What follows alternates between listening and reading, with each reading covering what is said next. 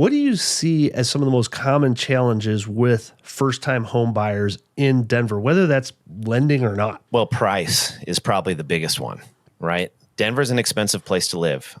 You know this better than I do. The average house in Denver is somewhere around $600,000, Yep. right? So price stumbles, makes first-time home buyers stumble. Second would be down payment. A lot of new first-time home buyers are saddled with student debt, car loans, and they haven't been in a position to save, the 20% down, right?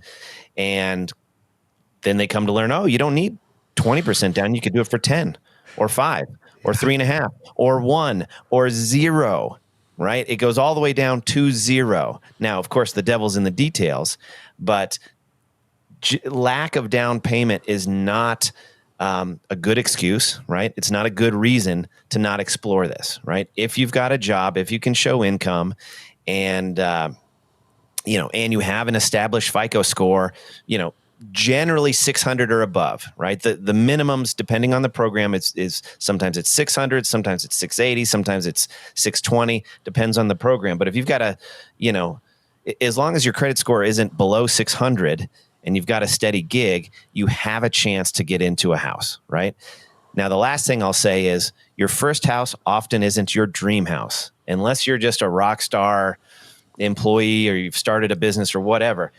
It's a starter house. So maybe you're buying a condo or a townhome, right? You're not starting out with your 3,000 square foot dream home on 40 acres with a pond and a stream and deer frolicking through the flowers, right? Yeah. You start with something that makes sense, and then you go from there. Right. I think the narrative out there, like, you don't need to own a home and it's not, advantageous and all this stuff. Let me show you why it makes more sense to rent.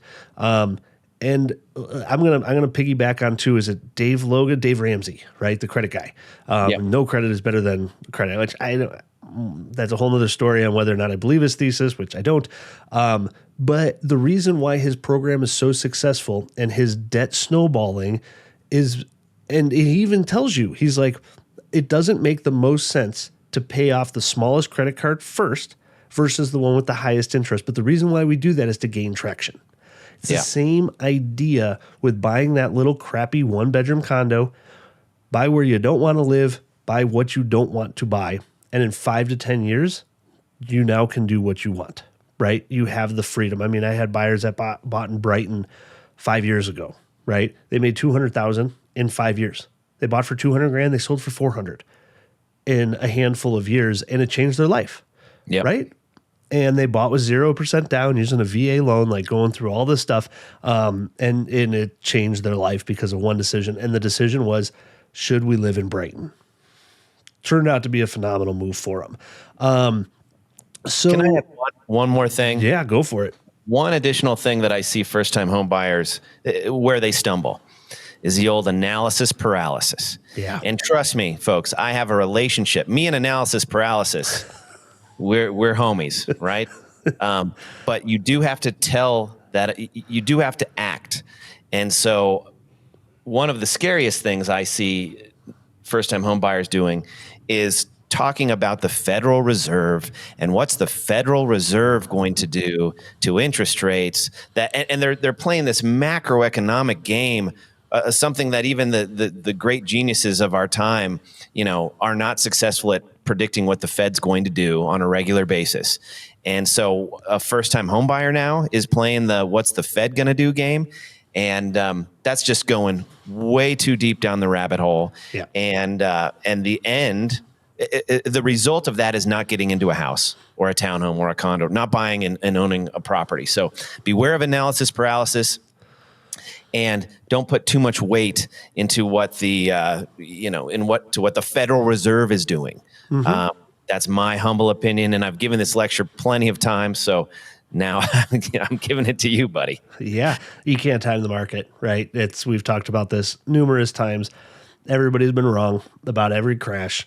Yep. I mean, for crying out loud, Michael Burry, right, got famous for predicting the last bubble, which he was off by an entire year. The market, he was getting death threats from his investors, all that, and then finally he was right, made a fortune. Well, just a couple months ago, he made his next big prediction, and he bought puts in the stock market, and it was going to crash and go down. Well, a few months later, he was like, yeah, nope, I'm wrong. I had one of the biggest one of the biggest short positions in the market, and he had to exit it all, lost billions of dollars. So for every time he's right, he's wrong 9 other times, right? That's what happens when you're trying to time it and using their information to make your decision for you.